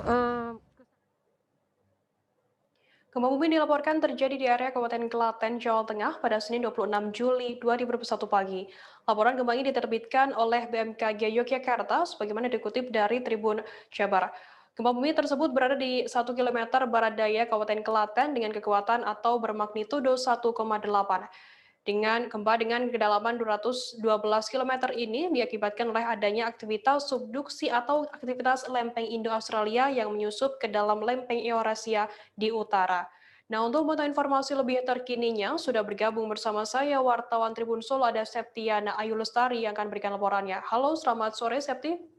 Halo, selamat sore Veda. Ya. Septi, bisa dijelaskan terkait gempa tadi seperti apa informasinya? Ya, kabar tersebut dibenarkan oleh Kepala Stasiun Geofisika Banjarnegara, di mana memang benar tadi pagi pada pukul 5:25 waktu Indonesia Barat terjadi gempa bumi yang berada di 1 km barat daya Kabupaten Klaten. Dari gempa tersebut, kekuatannya memiliki kekuatan 1,8, bermagnitudo 1,8, dan gempa tersebut memiliki kedalaman 212 km dan termasuk ke dalam kategori gempa dalam. Seperti itu, Beda. Gempa ini dirasakan di mana saja, di wilayah mana saja, Septi? Bisa dijelaskan? Untuk gempa, karena kekuatannya sangat kecil sekali, sehingga tidak berdampak atau tidak dirasakan oleh manusia. Jadi memang manusia tidak merasakan gempa dengan kekuatan magnitudo yang kecil. Seperti itu. Untuk penyebab gempanya sendiri seperti apa informasinya, Septi? Ya, menurut Kepala Stasiun Geofisika Banjarnegara menyebutkan bahwa gempa tersebut terjadi karena adanya aktivitas subduksi atau aktivitas lempeng Indo-Australia yang menyusup ke dalam lempeng Eurasia di utara. Sehingga pergerakan kecil tersebut menyebabkan terjadinya gempa. Selain itu, gempa juga meskipun pada pagi hari ini gempa juga terjadi di wilayah Klaten, namun gempa tersebut jarang terjadi di wilayah Solo Raya. Oke, baik. Terima kasih wartawan tribunsolo.com Septiana Ayu Lestari atas laporan Anda. Selamat bertugas kembali. Kita beralih ke berita selanjutnya, Saudara. Kasus dugaan pengancaman melalui media sosial yang dilakukan oleh musisi IGD Ari Astina alias Jerings terhadap pegiat media sosial Adam Denny memasuki babak baru. Diketahui pada hari ini, Senin 26 Juli, Polda Metro Jaya telah menjadwalkan undangan klarifikasi kepada Jerings terkait kasusnya tersebut. Namun, Jerings tak bisa hadir lantaran ada riwayat kesehatan yang membuatnya tak bisa memenuhi undangan Polda Metro Jaya. Lewat sosial media Instagram yang baru ia buat beberapa hari lalu, Jerings mengumumkan bahwa dirinya tak bisa memenuhi panggilan Polda Metro Jaya. Hal itu karena adanya rekam medis darinya yang membuat ia tak bisa berangkat dari Bali ke Jakarta. Ia pun diberi kelonggaran untuk menjalani pemeriksaan di Polda Bali, namun ia masih menunggu konfirmasi dari institusi kepolisian tersebut. Sebelumnya, Jerings dilaporkan oleh pegiat media sosial bernama Adam Denny ke Polda Metro Jaya beberapa waktu lalu. Adam Denny melaporkan Jerings atas dugaan tindakan ancaman dan makian yang dilakukan Jerings melalui media elektronik. Nah, untuk mengetahui informasi lebih terkininya sudah bergabung bersama saya, wartawan Tribunnews.com kepada Reza Denny yang akan berikan laporannya. Halo, selamat sore Reza. Selamat sore Firda. Reza, bisa dijelaskan bagaimana perkembangan kasus sejauh ini setelah Jerings tak hadir dalam undangan klarifikasi oleh Polda Metro Jaya? Baik, Firda, terima kasih. Benar sekali bahwa hari ini, Senin, tanggal 26 Juli 2021, seyogyanya Polda Metro Jaya akan mengundang Jerings untuk memberikan klarifikasinya terkait kasus dugaan pengancaman melalui media elektronik terhadap pegiat media sosial Adam Denny. Namun seperti diketahui tadi bahwa Jerings tidak bisa hadir karena ada masalah kesehatan yang membuatnya tidak bisa menghadiri undangan klarifikasi di Polda Metro Jaya. Tadi diberitakan oleh Kabid Humas Polda Metro Jaya, Kombes Yusri Yunus, bahwa hari ini rencananya akan dilaksanakan gelar perkara untuk membuktikan pasal yang disangkakan terhadap Jerings dalam kasus dugaan pengancaman kepada Adam Denny. Jadi nanti dalam gelar perkara ini akan ditentukan apakah status kasus ini yang awalnya dari penyelidikan akan naik ke penyidikan atau tidak. Jadi Yusri juga menjelaskan bahwa apakah penjelasan dari Jerings masih dibutuhkan atau tidak. Setidaknya baru itu saja yang bisa kami sampaikan, karena memang mungkin gelar perkaranya akan masih berlangsung dan akan diupdate lagi mungkin dalam beberapa hari ke depan. Demikian, Firda. Reza, apakah ada undangan berikutnya dari Polda Metro Jaya sendiri untuk Jerings setelah Jerings tidak memenuhi undangan pada hari ini? Baik, Firda. Untuk undangan selanjutnya itu tergantung dari hasil gelar perkara. Apakah gelar perkara yang nanti bisa dinaikkan dari tingkat penyelidikan ke tingkat penyidikan. Jika memang masih diperlukan klarifikasi dari Jerings, maka Polda Metro Jaya akan memberikan undangan klarifikasi lagi yang selanjutnya untuk Jerings agar bisa memberikan klarifikasinya di Polda Metro Jaya. Namun jika gelar perkara nanti sudah cukup kuat untuk menaikkan ke tingkat penyidikan, maka Polda Metro Jaya tidak akan lagi mengundang Jerings, melainkan memanggil Jerings. Jadi ada perbedaan dari kata mengundang dengan memanggil. Demikian, Firda. Oke. Reza, bagaimana tanggapan Adam Denny sendiri soal tak hadirnya Jerings dalam undangan klarifikasi ke Polda Metro Jaya? Baik, tadi secara terpisah kami menghubungi Adam Denny selaku pelapor dan juga orang yang merasa bahwa dirinya diancam oleh Jerings. Ketika kami menanyakan soal ketidakhadiran Jerings di Polda Metro Jaya, Adam Denny mengatakan bahwa ya Jerings lagi-lagi beralasan bahwa dirinya tidak bisa memenuhi undangan dari Polda Metro Jaya. Ketika kami tanya lagi bahwa ternyata ada alasannya hanya sakit, Adam Denny ini memahami bahwa memang Jerings ini memiliki riwayat kesehatan sehingga tidak bisa melaksanakan kunjungan ke Polda Metro Jaya, yang mana posisinya masih di di Pulau Bali. Dan Adam Denny juga mengatakan bahwa dia sempat menanya ke penyidik bahwa si Jerings ini memiliki penyakit di jantungnya sehingga tidak bisa divaksin kalau tidak salah seperti itu. Jadi Adam Denny menyerahkan semuanya ke pihak kepolisian apakah memang akan diundang lagi atau tidak. Demikian, Firda. Oke. Tribuners, berikut akan kami tampilkan pernyataan dari Kabid Humas Polda Metro Jaya, Kombes Pol Yusri Yunus terkait kasus yang menjerat Jerings ini. Dan berikut liputannya untuk Anda. Ya, kemarin saya sudah sampaikan penjadwalan Saudara J untuk hadir hari ini. undangan klarifikasi berdasarkan laporan polisi tentang adanya dugaan pengancaman dari pelapor saudara Ade. Penyidik sudah mengambil keterangan dari pelapor sendiri dengan membawa bukti-bukti yang ada, juga beberapa saksi-saksi sudah kita lakukan pemeriksaan atau klarifikasi karena ini masih dalam penyelidikan. Kita jadwalkan hari ini, hari Senin tanggal 25 Juli 2021 pukul 10.00 untuk mengundang saudara C hadir untuk diambil keterangannya.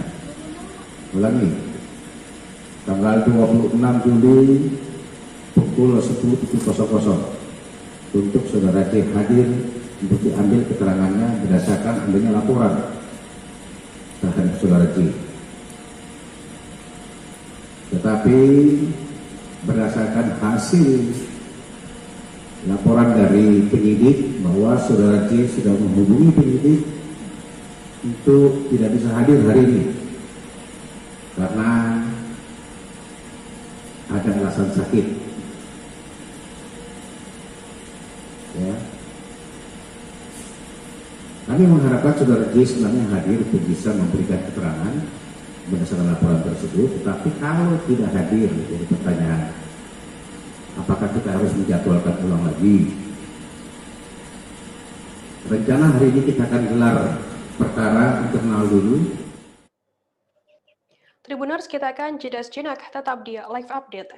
Oke, apa kabar Bang Ariski di sini untuk strateginya? Kalau saya sendiri di Jumip 37 ini yang semalam baru mulai, saya udah sebenarnya aku nggak ngerasa itu penangkapan atau penggerebegan atau apapun itu, karena gini loh, posisinya aku kriteria. Jadi kita mengenal disebut dengan stroke yang tidak berdarah dengan stroke yang berdarah.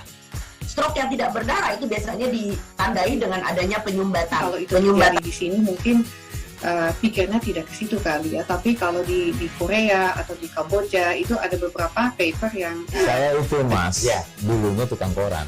Oh gitu ya, Tukang koran. Ya, saya baca itu Pak. Tuh kan pernah baca kan? Ya. Jadi kalau saya jadi pangdam itu udah bersyukur banget. Si anak ini dijadikan sebagai tersangka begitu.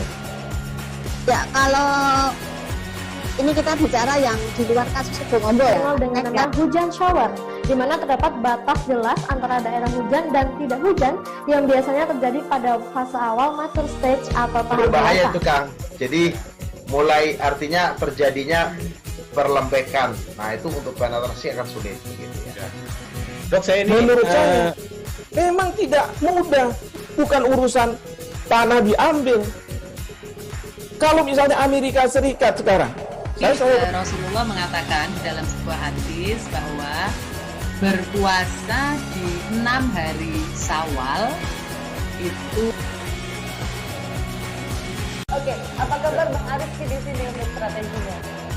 Kalau saya sendiri di Jumip 37 ini yang semalam baru mulai, saya udah sebenarnya aku nggak ngerasa itu penangkapan atau penggerebegan atau apapun itu, karena gini loh, posisinya aku kriteria. Jadi kita mengenal disebut dengan stroke yang tidak berdarah dengan stroke yang berdarah.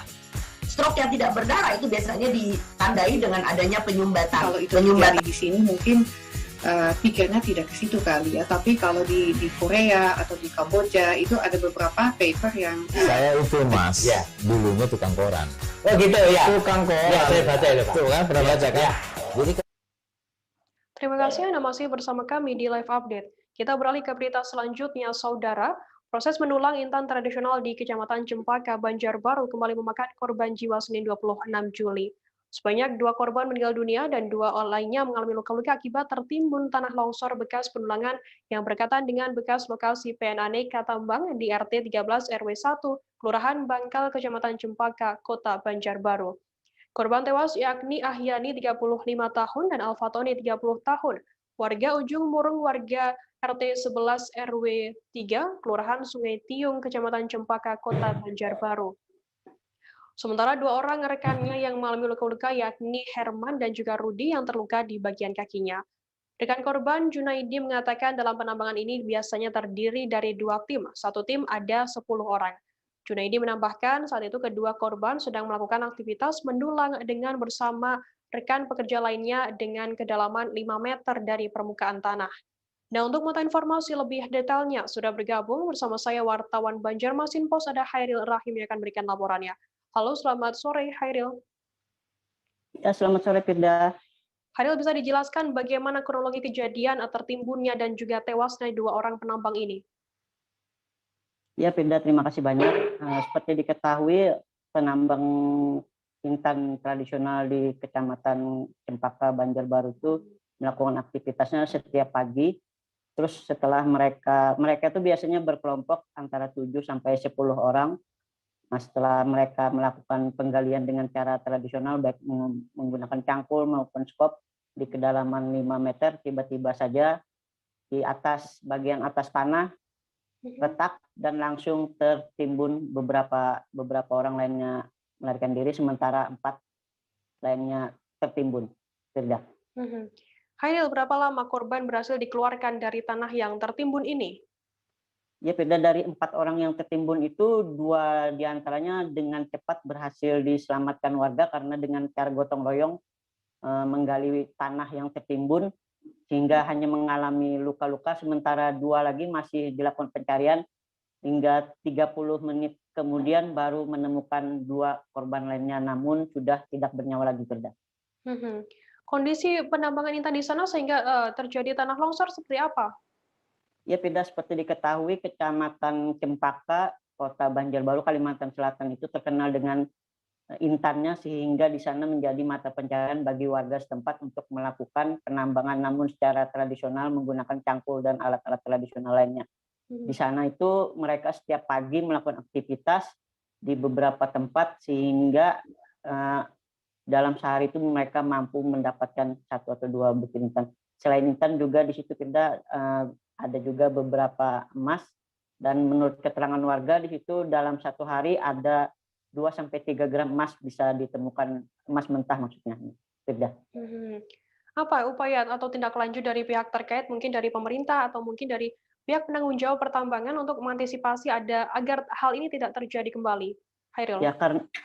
Ya, Firda, karena di sana adalah pertambangan emas tradisional sehingga mereka hanya melakukan secara manual dan berkelompok secara tradisional saja. Pemerintah Kota Banjarbaru juga sudah beberapa kali melakukan himbauan agar mereka tidak melakukan penambangan dan selalu mengutamakan keselamatan. Namun karena ini pertambangan tradisional, maka mereka kebanyakan sudah turun-temurun, jadi sudah menganggap pekerjaan hal yang biasa di sana, tidak. Oke. Dari Benar, tadi jurnalis kami juga sempat melakukan wawancara dengan Junaidi, rekan korban sesama penambang intan tradisional, dan berikut liputannya untuk Anda. Daerah kawasan Bangkal. Di mana Pak tadi Pak? Di Sungai Dadap, Bengkira ya. Di mana Pak yang tertimbunnya tadi di ini sebelah sini nah. Ini kan orangnya 2 unit. Pak bisa dijelaskan Pak kronologis kejadiannya Pak? Kejadiannya saat itu kan ulun nih kada gabung di sini juga begawi lah. Begawi di lain, ada mancing. Pak. Sedangkan orang kan jadi ulun nulungin. Nah, jadi pas ulun nulungin kada sampai setengah jam dapat orangnya langsung 2 orang. Oh, berdua Pak lah. Berdua. Kondisinya gimana Pak? Saat ini ibaratnya sudah meninggal dunia. Meninggal lah. Pak, berapa orang sih Pak yang mendorong di sini Pak? Orangnya 2 unit kan 20. 20. Iya, 1 unitnya 10. Jadi yang tertimbun 2 orang. 2 orang. Yang lain sempat lari atau gimana Pak? Lagi ada juga yang sakit-sakit. Oh, jadi sakit tidak ikut? Ada juga yang berdua. Jadi kada hadir Pak lah. Hadir. Oh. Pak, itu siapa atas nama siapa Pak yang meninggal Pak? Ahyani dan Tony. Itu warga mana Pak? Warga Basung. Oh. Ujung Murung. Pak, itu bisa dijelaskan Pak, tertimbunnya itu tanahnya itu runtuh dari atau gimana Pak? Atau runtuh mulai atas itu kan di atas kan pohon itu ada kora-kora kan di bawahnya. Ya. Tanah itu kan mungkin ibaratnya sudah agak bangke-bangke itu belah. Belah. Belah. Jadi kan pas ada percikan air itu kan langsung runtuh. Yang berdua ini kada sempat lari kah? Sempat juga, cuma kedalamannya sekitar 10. Iya. Kena belakangnya. Oh, ini. Pak, ini sudah lawas kah Pak mereka nambang di sini Pak atau kayak apa? Puluhan pondok pesantren atau ponpes di Kabupaten Sumeneb belum mengantongi surat izin operasional. Data itu tercatat di kantor Kementerian Agama Kemenak Sumeneb. PLT Kasih Pondok Pesantren atau Ponpes Kantor Kemenak Sumeneb, Muhammad Rifai Hashim menyebutkan pondok pesantren yang terdata mencapai sebanyak 411 lembaga. Izin operasional memiliki tujuan dan fungsi untuk memudahkan proses pemantauan serta keberadaan bagi ponpes secara nasional. Sementara ponpes yang telah terdaftar melalui MIS dapat mengusulkan bantuan kepada pemerintah pusat berupa dana bantuan operasional sekolah atau BOS dan jenis bantuan lainnya. Nah, untuk mata informasi lebih detailnya sudah bergabung bersama saya wartawan Tribun Madura, ada Ali Hafiz Syabana yang akan berikan laporannya. Halo, selamat sore Ali. Siap, selamat sore. Ali, bisa dijelaskan ada berapa pesantren di Sumeneb yang tidak memiliki izin atau MIS ini? Baik, untuk Kabupaten Sumeneb, Sumeneb ini ada daratan dan kepulauan. Jumlah yang terdata dari Kemenak Kabupaten Sumeneb ini ada jumlah keseluruhan ada 411 pondok pesantren yang terdata di Kemenak Kabupaten Sumeneb. Namun dari 411 ini ada 372 yang memiliki izin operasional atau yang terdaftar di Emergency Manajemen Informasi Sistem atau EMIS ini, dan sisanya ada 39 pondok pesantren di Kabupaten Sumeneb baik daratan dan kepulauan yang tidak memiliki izin operasional atau tidak terdata di MS pondok pesantren, dan juga ini secara otomatis juga tidak terdata di Kemenak RI. Oke, Ali, bagi ponpes yang tidak terdaftar di EMIS, apa sebenarnya dampaknya yang dirasakan oleh mereka?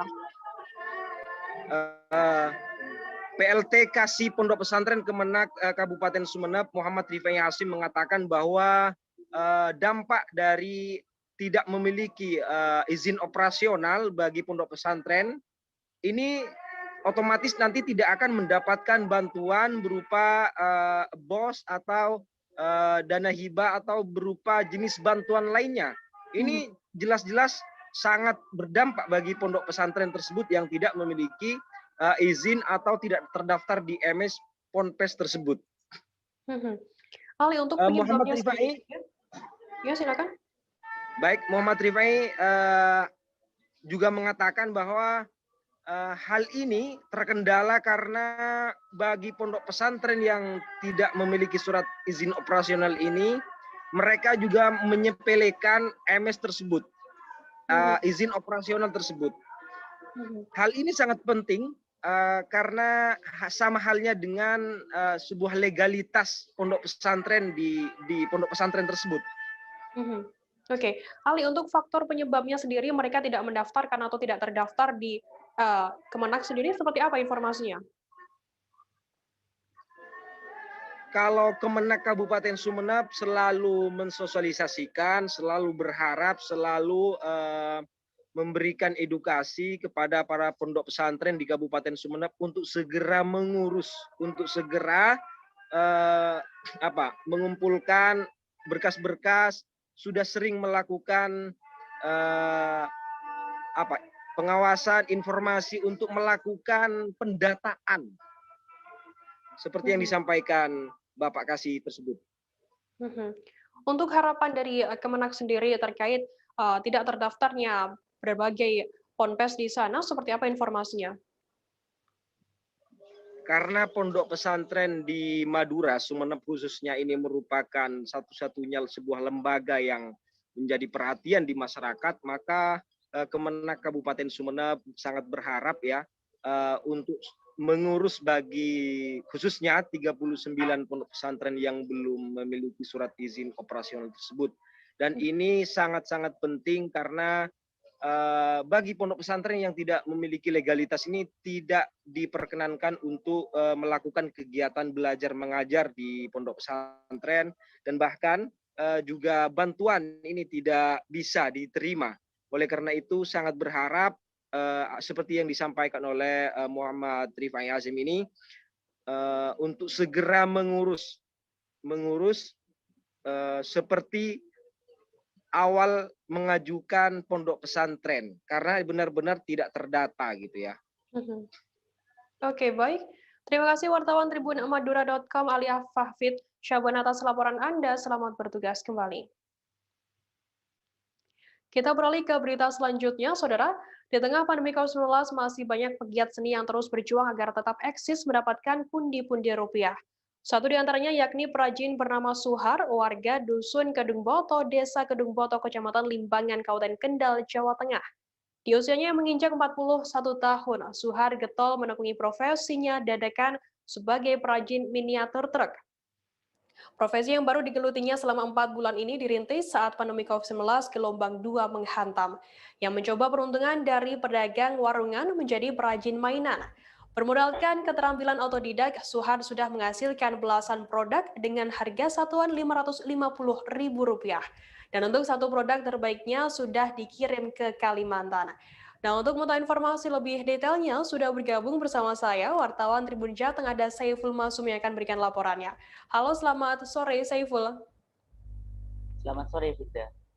Saiful, bisa dijelaskan bagaimana cerita awal warga Kendal ini, Suhar, beralih profesi menjadi perajin miniatur truk? Baik, Fida.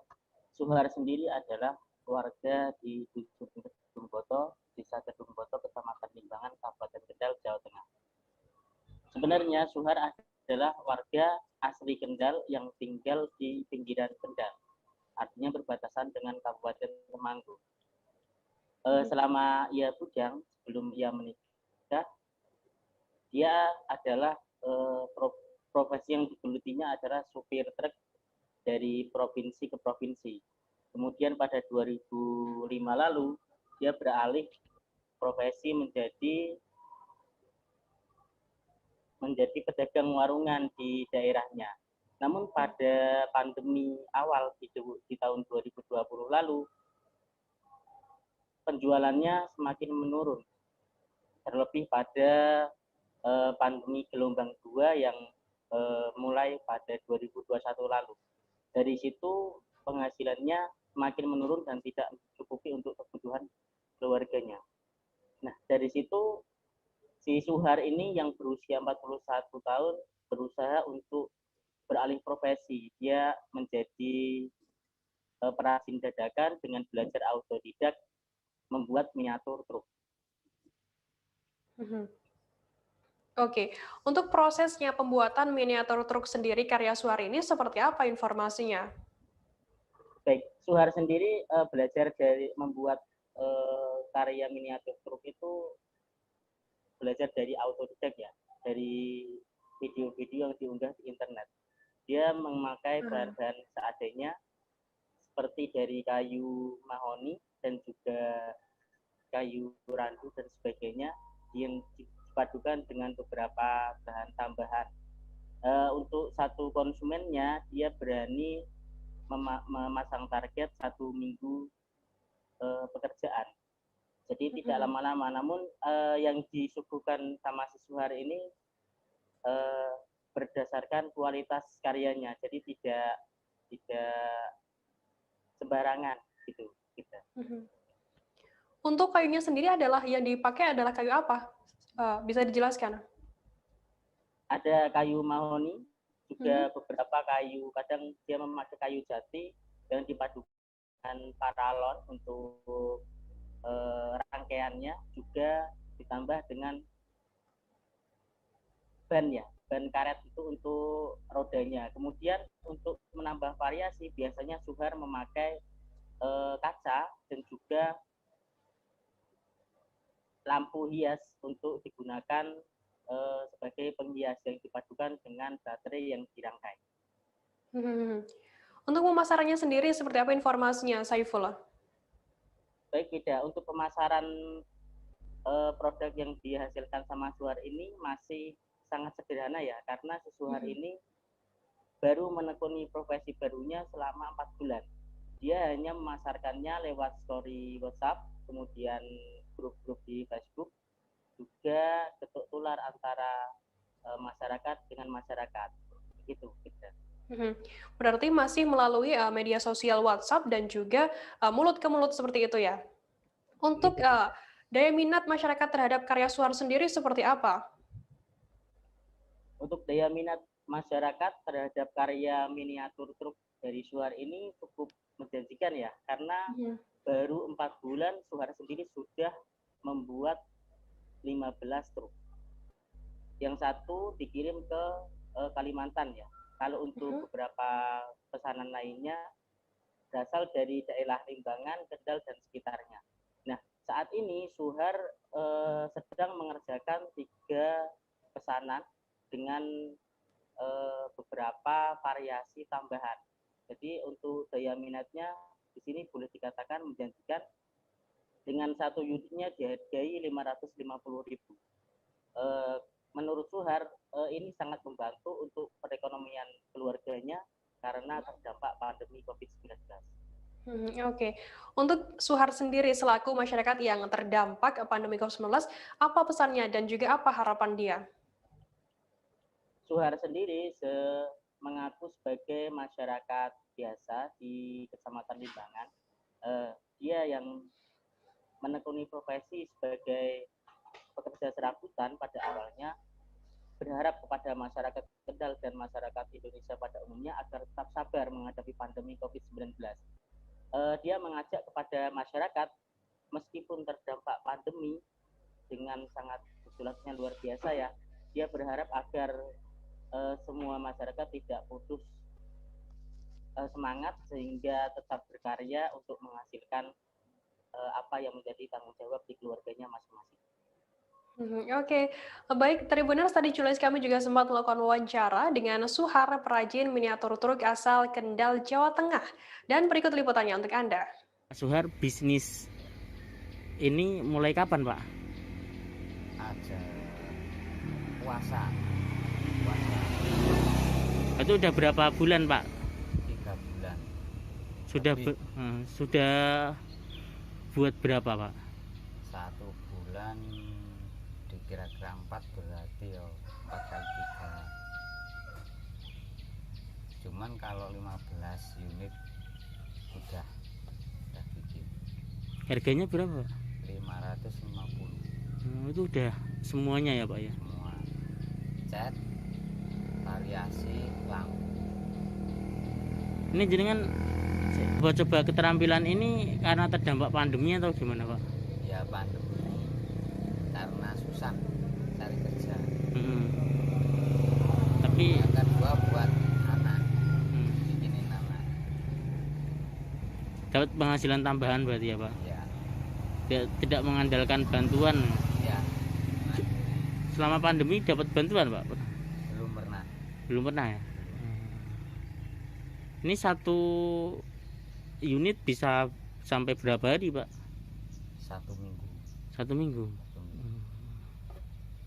Apa Pak harapan sebagai warga Kendal, Pak? Harapan selama pandemi. 3 warga suku anak dalam yakni Jenny Andi Saputra, warga pemenang Merangin, kemudian Seri Santoso, warga SAD dari Desa Karya Bakti, Pelepat Muara Bungo, dan Perbal Tampung, warga SAD asal Bukit 12 Air Hitam Sarolangun, resmi menjadi siswa Diktuk Bapolri 2021 SPN Polda Jambi. Ketiganya resmi menjalani pendidikan di SPN Polda Jambi bersama dengan 220 siswa asal Provinsi Jambi lainnya dan 100 siswa yang berasal dari Provinsi Papua. Sehingga total keseluruhan siswa Diktuba Polri tahun ini SPN 2 Polda Jambi mencapai 323 siswa. 3 warga suku anak dalam atau SAD Provinsi Jambi ini lulus menjadi anggota Bintara Polri tahun ajaran 2021. Ketiganya yakni Jenny Adi Saputra, kemudian Sarif Santosa, dan juga Perbal Tampung. Ketiganya dinyatakan lulus setelah mengikuti sejumlah tahapan tes sama dengan 585 peserta lainnya yang juga dinyatakan lulus. Setelah membuka upacara pembukaan pendidikan dan pembentukan Bintara Polri tahun ajaran 2021, Kapolda Jambi Irjen Pol Ahmad Rahmat Wibowo langsung melakukan diskusi dengan para perwakilan siswa dari Papua, SAD, serta siswa dari Provinsi Jambi. Dalam diskusi itu, Rahmat meminta agar semua siswa saling mengayomi dan juga melindungi. Tanya itu, ia juga meminta agar mereka dapat saling bertukar budaya selama 5 bulan ke depan menjalani pendidikan di SPN Polda Jambi. Nah, untuk mengetahui informasi lebih detailnya, sudah bergabung bersama saya, wartawan Tribun Jambi, ada Aryo Tondang yang akan berikan laporannya. Halo, selamat sore, Aryo. Baik, selamat sore, rekan Firda. Arya, bisa dijelaskan apa yang menjadi motivasi terbesar anak SAD ini untuk menjadi polisi?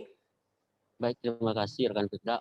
Perlu diketahui dan informasi rekan Firda bahwasanya suku anak dalam sendiri atau SAD adalah suku yang masih bertahan sampai saat ini di Provinsi Jambi, di mana kehidupan sebagian besar masyarakatnya masih hidup di tengah hutan atau di pedalaman hutan di sejumlah wilayah di Provinsi Jambi, begitu. Nah, kemudian dari sebagiannya, sebagian kecil sudah mulai hidup berbaur dengan masyarakat pada umumnya, sehingga beberapa suku anak dalam yang kemudian sudah bisa berbaur, kemudian mulai membuka wawasan dengan bertemu di sejumlah masyarakat, sehingga membuka pola pikir beberapa suku anak dalam ini, termasuk 3 orang yang sudah dinyatakan lulus ini, untuk tergabung ke dalam anggota kepolisian. Salah satu yang menarik juga rekan Firda, bahwasanya saat berhasil diwawancarai Tribun beberapa waktu lalu, ketiganya mengaku satu visi dan satu niat, di mana mereka akan berkomitmen setelah aktif berdinas di kepolisian, akan kembali ke masyarakat, terutama suku anak dalam, untuk kembali memberi pelajaran edukasi untuk memotivasi agar menaikkan taraf hidup dari suku anak dalam sendiri, begitu, Pak. Oke, kemudian bagaimana Polda Jambi bisa merekrut warga suku anak dalam ini menjadi polisi Bintara seperti itu? Baik, terima kasih rekan Firda. Memang Kapolda Jambi sekarang, yakni Irjen Pol Rahmat Wibowo, cukup melakukan pergerakan yang cukup baik, gitu maksudnya, di mana belum sampai setahun menjabat sebagai Kapolda, beliau sudah langsung keliling, kemudian menyambangi langsung suku-suku anak dalam yang sudah beberapa tinggal di dekat perdesaan masyarakat pada umumnya, kemudian memberi motivasi begitu, dan memberi penjelasan sebenarnya bagaimana kehidupan polisi, bagaimana kemudian bertugas sebagai polisi. Begitu. Kemudian setelah tergambar ada beberapa yang memiliki niat, kemudian dibina oleh Babin Kamtibmas begitu, yang berada di wilayah gitu. Oke, Aryo, akan menjalani berapa lama para siswa ini menjalani pendidikan di SPN Polda Jambi nanti? Baik, tepat pada hari ini Polda Jambi sendiri sudah membuka upacara langsung penerimaan atau masa pendidikan Bintara ini. Kemudian mereka akan bekerja atau maksud saya belajar bersama siswa-siswa lainnya selama 5 bulan ke depan begitu. Oke. Apa kemudian yang menjadi tugas utama para warga suku anak dalam yang setelah nantinya lulus pendidikan di sana? Baik, seperti yang di awal saya sampaikan, bahwa komitmen awal dari Polda Jambi sendiri, di mana para khususnya tiga suku anak dalam ini memiliki tugas utama, yakni setelah lulus kemudian dilantik menjadi anggota polisi resmi berdinas, akan dikembalikan ke masyarakat tempat awalnya, di mana seperti dikatakan mereka akan berbaur kembali, karena memang cukup banyak yang masih belum tersentuh di pelosok hutan Jambi, suku anak dalam. Mereka akan diturunkan, mengedukasi, kemudian berdiskusi, membuka wawasan begitu, lebih tepatnya membuka wawasan dan meningkatkan taraf hidup dari suku anak dalam begitu.